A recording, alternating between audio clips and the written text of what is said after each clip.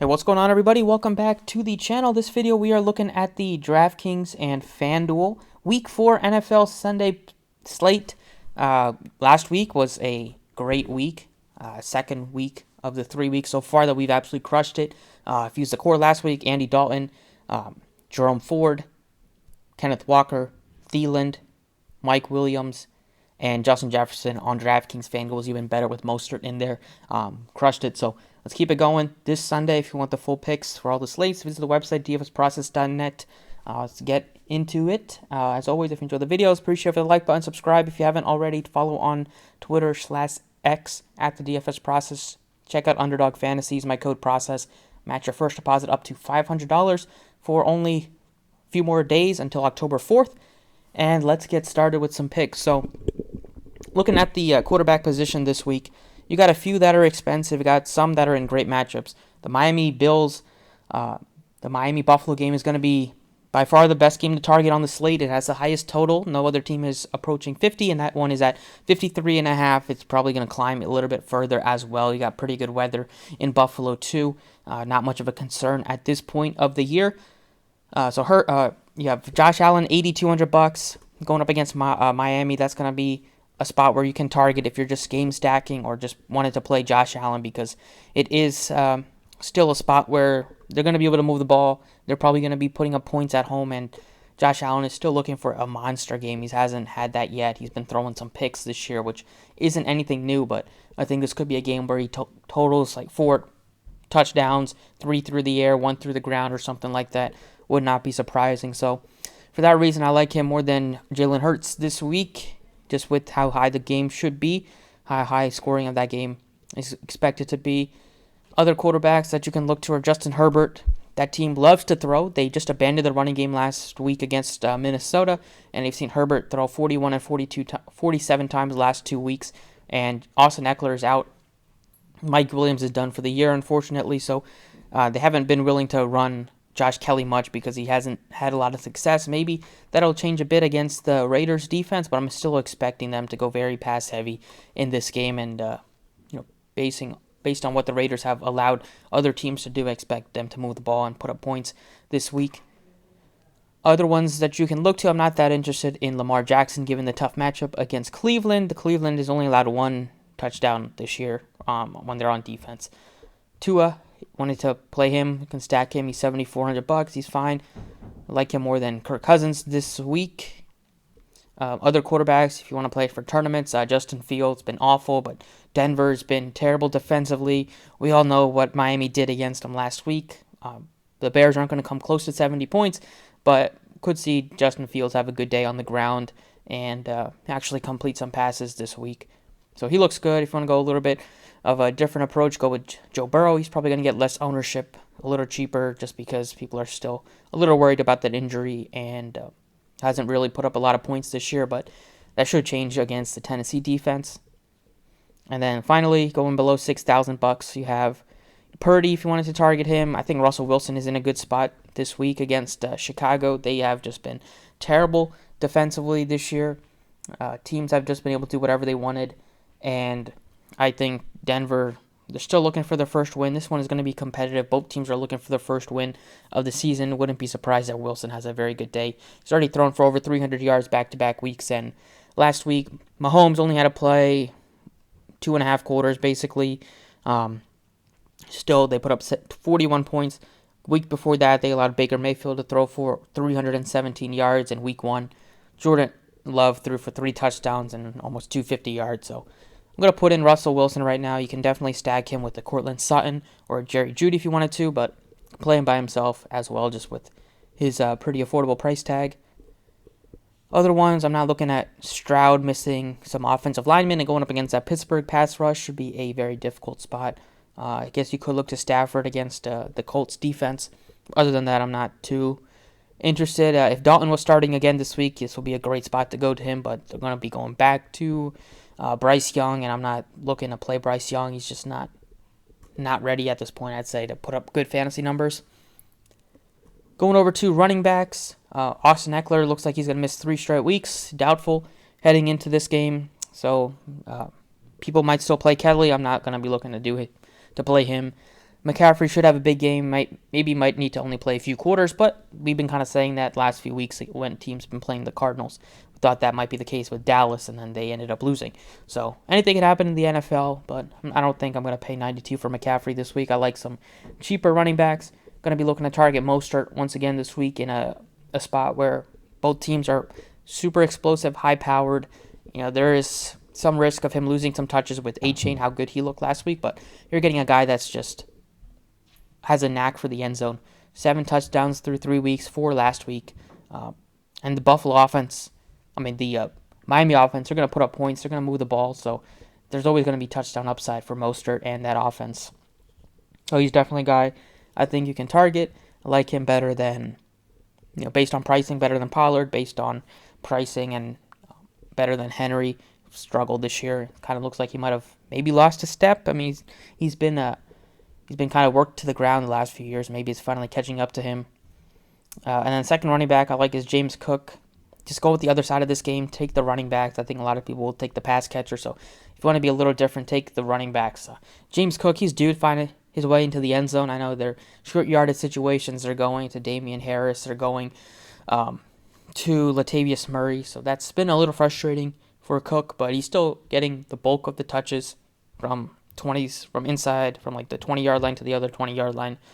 17 touches, 21 touches, 16 touches. Those are great numbers for an offense that will put up points this week, and they will be moving the ball. He's involved in the passing game and almost had a 100-yard bonus again last week. He has broken off some big runs. Some of those runs he's going to break off and get into the end zone, and I think it's a matter of time before they start giving him and rewarding him for all of his great play this year by giving him some touchdowns. Other running backs I'm looking to consider would be potentially a Zach Moss, Kyron Williams, just because he played every single down last week. Nobody else is getting touches out of that backfield. A-Chain, price is up now, but tournament's still an okay play, but I think I'd rather just get to Mostert for $800 more. I like Swift. Eagles have kind of, even though they're still giving Gainwell some touches, they're not giving much touches at all to Boston Scott, and then Rashad Penny's been basically invisible. So Swift is getting a lot of touches. He's been playing great. Probably could have even got more touches last week. They didn't use him much in the end of the game in the fourth quarter. They went to Gainwell in that last 9-minute drive. But if it was a close game, if they were trailing, they would probably go to Swift. He's been really explosive for them. I like that price tag at only $5,700. I like him more than Kelly, Gus Edwards, and Ford given the matchup against Baltimore this week. And then you're going to get Akers, going to be taking some work away from Madison this week. So it's kind of it at running back. Receivers, you got to start with Keenan Allen this week. $7,900. He's going to be playing without Mike Williams for the rest of the year. And not only that, he's going to be missing Austin Eckler. So whatever prop he is at, I expect 100-plus yards, probably a touchdown this week. Raiders defense, not good against the pass. Not good overall generally. And that Chargers offense are going to always looking to throw and always looking to maybe take some risk and go for it on fourth downs when they're inside the other team's 30 or 40-yard line. So starting with Keenan Allen, I think you can go on the other side of this game, do a bit of a mini stack. We stacked up the running backs in that Buffalo game. We're stacking up number one receivers in this Chargers game. I think both Allen and Devontae Adams are in for huge games, both coming off 20 target performances. Both have just been awesome this year, haven't missed a step. Even Adams playing with a new quarterback in Garoppolo. And looking at Garoppolo, he does have the Q-Tag concussion protocol, but I believe they said he should be good to go this week. So he's been practicing limited. So we'll see. If he is able to play, I think it's definitely going to benefit Adams. If he is not able to play, then I would probably take Adams out. But for right now, expecting Garoppolo to be in there. So I have Devontae Adams and Keenan Allen in there. And then your other receiver that you want to go with, I think just a value pick, is going to be Josh Palmer. He's only $4,000. I like him, and I like Quentin Johnston. Both guys are going to get extra work without Mike Williams and without Eckler this week, and Palmer's kind of proven that last year. He's had some big games for them.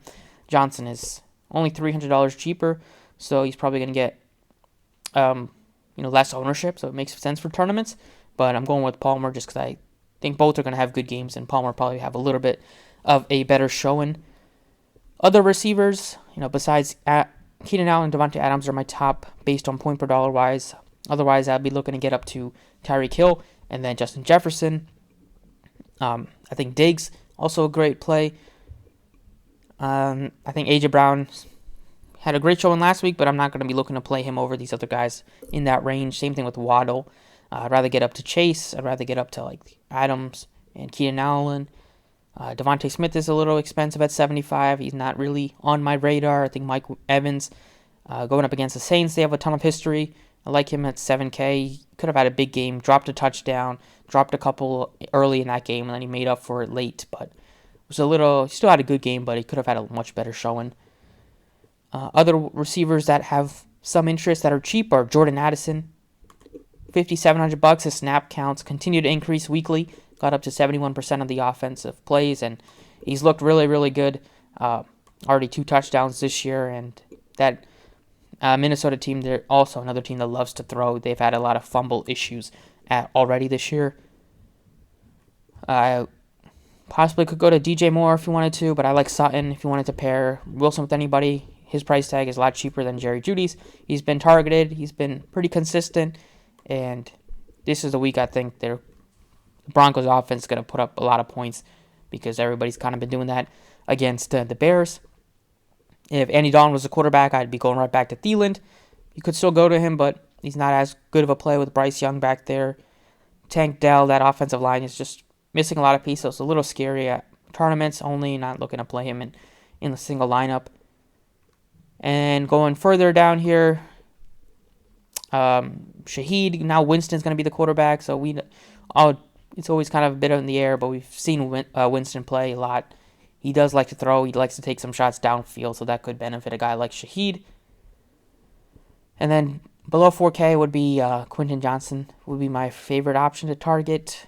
Nobody else is really on my radar except Watkins is out, so you probably can go back to Olamide Zaccheaus again at only $3,300. Had a nice touchdown catch for the Eagles last week. Tight ends, top end is Hawkinson at 65.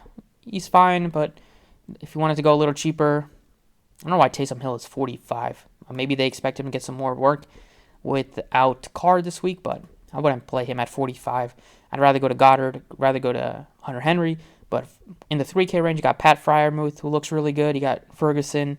Everett's probably going to be looking better. And if you wanted to go with Parham, who's just been a touchdown machine this year, he has 6 catches, half of them for touchdowns this season.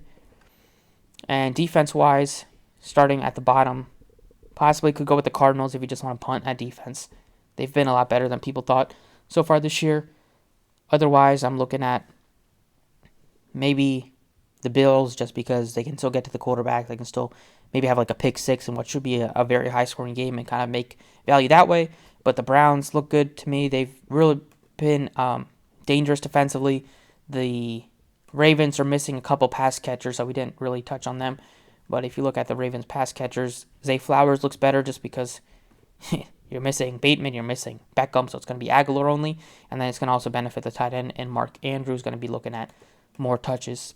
But Zay Flowers, Andrews will be the two that I'm looking at. Wanted to play a Baltimore Raven, but I still like the Browns defense. Go up a little bit further, the Texans defense, the Colts defense, they're both pretty cheap, both with some upside given the matchup. If there is no Garoppolo, you could take the Chargers defense. Then I'd take Adams out, maybe go up to Stephon Diggs or Jamar Chase. And if you're looking to pay up at defense, I like the still, I think you can go with like the Saints against Baker Mayfield. The Eagles defense, they're going to be looking at a lot of pressure. Sam Howell's been not very good at avoiding pressure and avoiding sacks. He's run into a lot of sacks this year. The Eagles defense, they are going to be hungry and looking to get after him. So I think they are probably the best defense to pay up for at $4,100 this week. So that's what I got for DraftKings. Pretty similar on FanDuel, but we will run through them.